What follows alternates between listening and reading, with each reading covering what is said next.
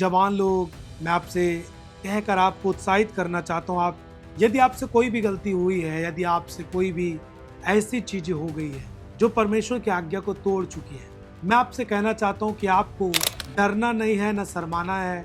आपको परमेश्वर के सम्मुख और उसकी उपस्थिति में आना है। आदम और हव्वा डर गए और वो छिप गए। यदि वो सामने आते और पश्चाताप करते तो परमेश्वर उनको माफ करता। मैं आपसे कहना चाहता हूँ कि जब भी आपसे गलती होती है, शैतान आपके मन में ये चीजें डालता है, आपको डर डालता है कि तूने परमेश्वर के खिलाफ काम कर दिया है, अब तू मर जाएगा, अब तू नष्ट हो जाएगा, परमेश्वर से भाग तू।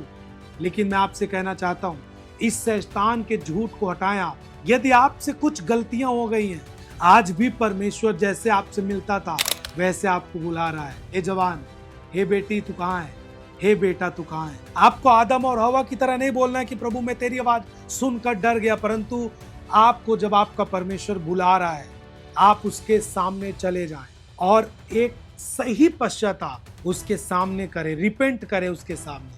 मैं आपसे कहना चाहता हूं, वो आपको माफ करके फिर से ऊंचा उठाएगा। अभी जब तक यीशु मसीह न्याय करने के लिए नहीं आ जाता, आपके पास मौका है। और यीशु मसीह कब आएगा ये कोई भी कंफर्म नहीं है।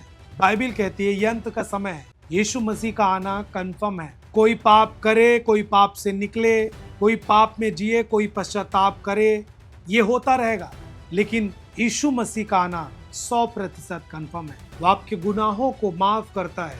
आप उससे दूर जाके अपने जीवन को बना नहीं पाएंगे, परंतु हाँ, जब आप उसके सामने आए, बोले परमेश्वर हे पिता मुझसे ये गलती हो गई है, आप अपने सच्चे पश्चाताप को उसके सामने रखें। आपको उसी आवाज को फिर सुनना है, फिर से आपको परमेश्वर से मुलाकात करनी है, उसकी उपस्थिति में आना है, उसकी आवाज को सुनना है, ताकि आपका जीवन परमेश्वर के करीब रहे। जैसे आदम और हव्वा पाप में गिरने से पहले आनंदित थे, वैसे आपको आनंदित रहना है।